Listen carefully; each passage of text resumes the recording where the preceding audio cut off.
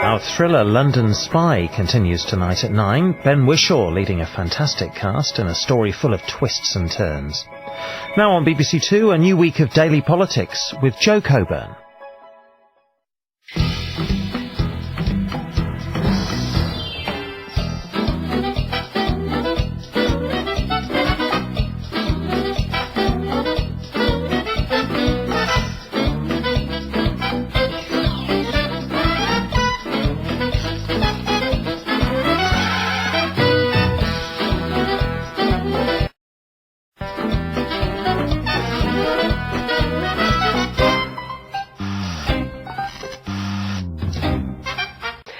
We've already been talking about plans for defence spending. Sounds like the government is prepared to put its hand in its pocket. But what small change will it find in there?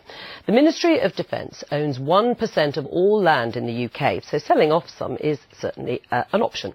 In fact, the government owns £300 billion worth of property and land in this country and is currently involved in its biggest ever auction. Always in the market for a bargain, our Ellie has been having a look.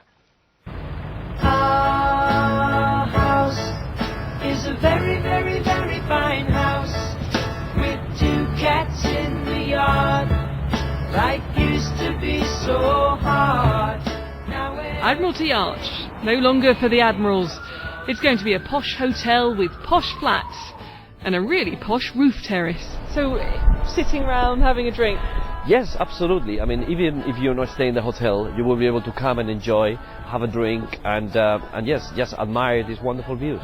The government sold it in June and made £65.5 million, but it's still something of a doer-upper.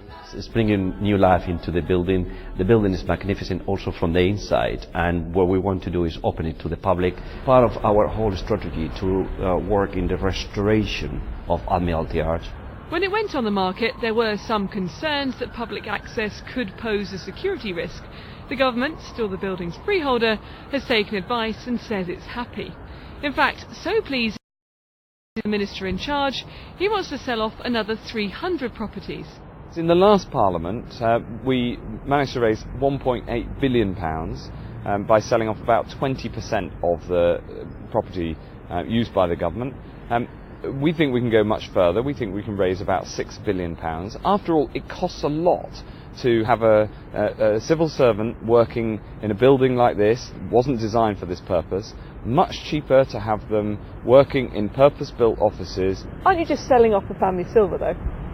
No, we're allowing the public into these brilliant and interesting old buildings that the government no longer needs. I think it's good for taxpayers, but it's great for the public to be able to use these wonderful assets. And these assets aren't all in the capital. It's not everyone's des res, but this nuclear bunker is up for grabs in Nottingham. For the more architecturally astute, there was the Bidston Observatory in Liverpool. And fresh onto the market, this programme can reveal that a vacant part of the 19th century Dulwich Hospital site could be yours. Or maybe a bit of it anyway. We estimate that up to a quarter of the Brownfield land that's suitable for housing is currently in the public sector, so there is huge potential there to play a major role in helping to meet the housing crisis. Ministers have also introduced a scheme called the Right to Contest, where the public can demand a government building is sold if they can prove it could be put to better use. Though probably not this one.